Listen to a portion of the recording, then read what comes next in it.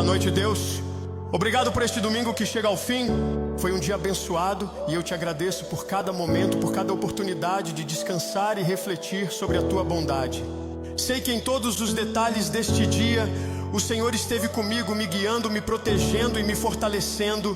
Meu coração é grato por tudo o que vivi hoje e te entrego tudo o que passou, sabendo que o Senhor cuida de todas as coisas. Pai, enquanto a noite chega e o domingo se encerra, eu já me preparo para o amanhã. Que a tua paz, que exceda todo o entendimento, guarda o meu coração e a minha mente. Eu confio que o Senhor já está preparando um novo dia e entrego a ti todas as minhas preocupações e desafios.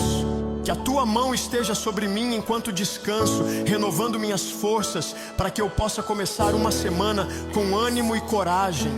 Obrigado por este domingo e pela certeza de que o amanhã está nas tuas mãos. Amém.